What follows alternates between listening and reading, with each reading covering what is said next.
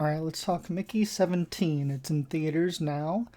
It's directed by Bong Joon-Ho, and this is going to be a non-spoiler review, so you guys can keep watching. I was really excited for this movie. I've been a fan of Bong Joon-Ho's for a while. I think my favorite film of his is probably The Host, but I love Parasite. I love Snowpiercer. I still need to see his film Mother, but again, I think my favorite's probably The Host. But I was excited for this film. The cast seemed amazing, and the story looked very interesting and fun to me. Robert Pattinson has kind of grown on me over the years. He's still not my favorite Batman, but he's a good actor and he's certainly talented. And if you're not won over by him, I feel like this, if anything, this movie would help with that. He's incredible. Um, I did love him in The Lighthouse, and that was probably the most recent thing I saw him in. The other cast, Naomi Aki, who I had just seen in Blink Twice, was incredible in this movie. Definitely had a lot more. Um,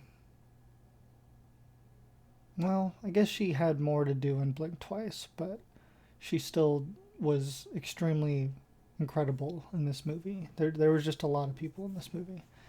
Stephen Yeun, always a fan. I know there's some controversial stuff with him and this behind the scenes of beef, but I don't want to get into that right now.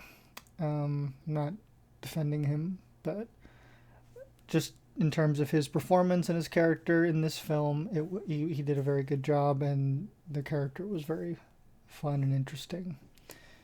Toni Collette always brings it. She's amazing. And I really loved Mark Ruffalo's character as well. I thought he did a interesting and funny, fun job with it. I just never, I guess I've never seen him do that exactly before. So that was refreshing for me in terms of a Mark Ruffalo performance. The rest of the cast, incredible. So many, so many talented people in this movie.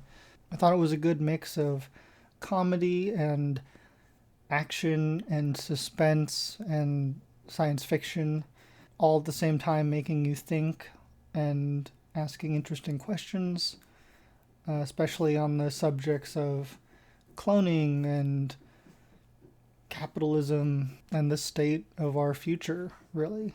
I couldn't help but think of Nausicaa after I saw this movie.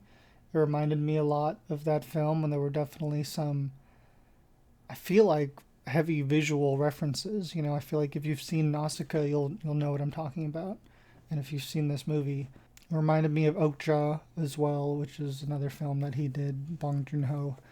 But I couldn't help but think it felt kind of like just a Groundhog Day meets Nausicaa, the Valley of the Wind, um, with like the cloning aspect thrown in. I couldn't really think of a cloning movie. I wasn't familiar with the novel that it was adapted from, but curious if any of you have read it. You know, what did you guys think? By Edward Ashton. I know the only other adaptation that I can think of that Bong Joon-ho did was the Snowpiercer comic, but all his other stuff was original, I believe. Not that it's had the most competition, but I certainly feel like this is the best film I've seen of 2025, and I do think that it will remain high up there in my list throughout the year. Uh, I don't know if it's my favorite Bong Joon-ho movie, but it's also definitely up there with The Host and Parasite and Snowpiercer. I don't know. I still need to see Mother. I definitely need to watch that. But curious to hear what your guys' favorite Bong Joon-ho movie is. I recommend this movie if you are a fan of his work, or any of the actors involved with this film and have an interest in science fiction and can handle an R-rated movie. Don't take your kids to see this, but yeah, I would love to hear what you guys thought. If you guys did see the film, are you guys going to check it out? Let me know down below. Thank you guys so much for watching. Stay tuned for more, and don't forget to like, comment, and subscribe. Thank you guys, and hope you have a wonderful, wonderful day.